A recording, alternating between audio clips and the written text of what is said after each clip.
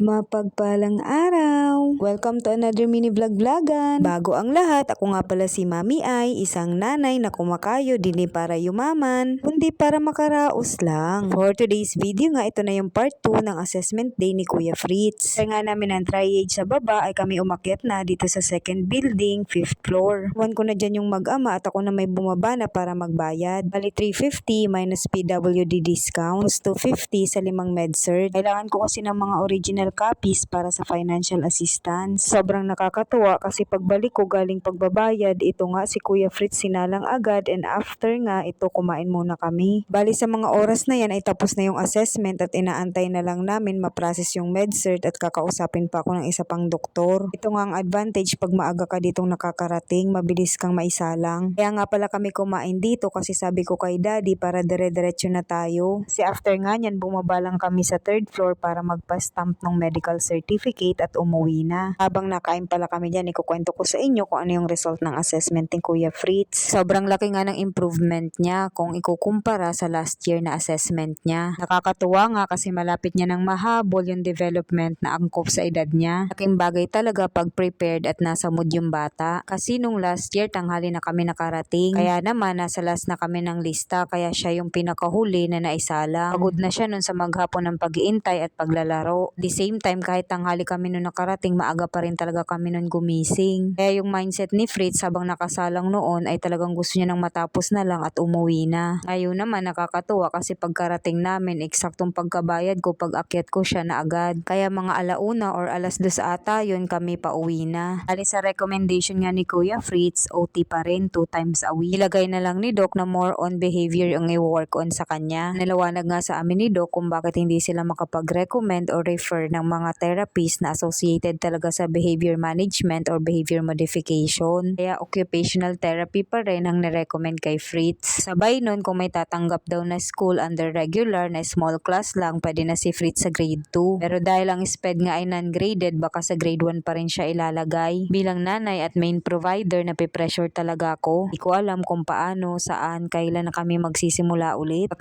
taon naming pakikibaka sa therapy noon, nalubog talaga kami sa utang nang hanggang ngayon hindi ko pa rin mabayad-bayaran. Tapos magdadagdag pa ng tuition niya sa school. Ayun pa man, pinagdadasal ko lagi na sana kayanin ulit namin. Kasi kailangan niya talaga to para hindi siya mahirapan sa pagsabay sa buhay sa hinaharap. Anyway, ayan nga, maliwanag pa nung kami nakauwi na. Tulog na tulog nga kami ni Fritz sa biyahe. Sa mga susunod na araw, baka ang content namin ay paghahanap ng therapy clinic at of course yung makastart agad si Kuya. Alam ko naman na di kami pababayaan ni Lord. He will provide because He never fails. Lord, ngayon pa lang maraming salamat na at sa mga tao din na sumusuporta sa amin. Alam ko kukunti pa lang sumusuporta ngayon pero malay natin baka soon ito na palang pagkukontent ang sagot sa aming dasal. Kaya sa lahat po na patuloy na nanonood sa amin, salamaton!